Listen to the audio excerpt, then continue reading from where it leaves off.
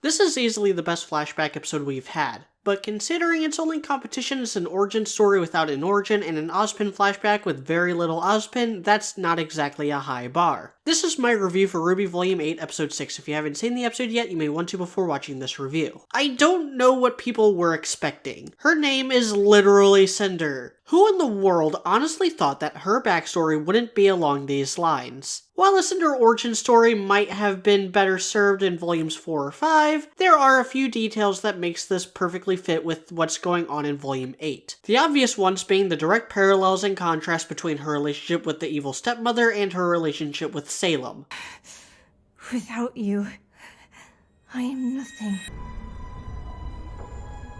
Without you, I am nothing.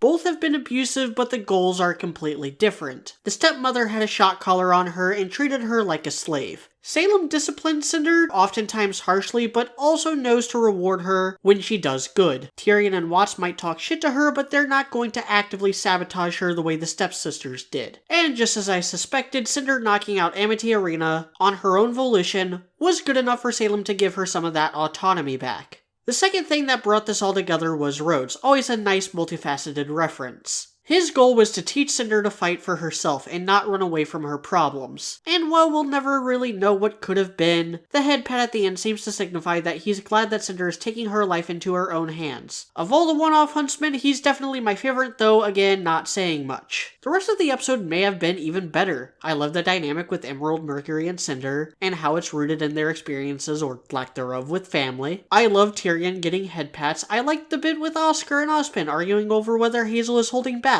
I love the Grim River knocking out the shields, and I love that things are still ramping up to what will hopefully be a decent mid-season climax before the 7-week hiatus. Either way, this is definitely the most I've ever cared about Cinder and the other villains. I'm Mediocrity4, thanks for watching.